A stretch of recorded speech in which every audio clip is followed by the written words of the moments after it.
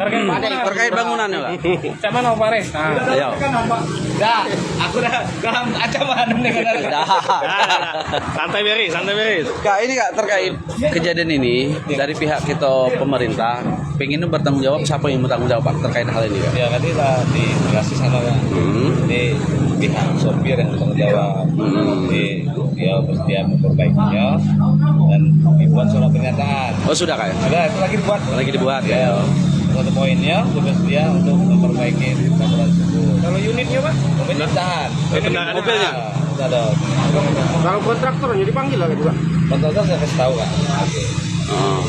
Kak terkait kualitasnya tadi Kak, kalau kami lihat tadi kecaknya tempelan baik barang nih Kak. Nah, itu enggak ada tempelan. Enggak dia. Oh, ya karena kalau kita lihat tadi caknya besi itu tidak nyatu, hanya cuma las baik Kak. Kami kira masyarakat awam ini itu sudah dicor beton Kak. Nah, emang bentuk semen itu Kak, dipocok besi. Oh memang ditempel Pak itu Kak, Ya, konstruksi. ini diperkuat lagi Kak. Beda ini. Kan antaranya ada di rumput tadi tombol mobil kan. Kalau tiup rumput nah lain.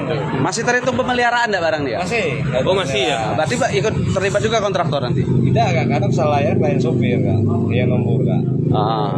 Artinya pembangunan itu sudah sistem perencanaan. Sudah. Semua ya? Sudah. Cuma nempel baik tadi Kak. Tengok lah deh Kak, beli sayur Kak. Kami lah nengok tadi Kak. Yo.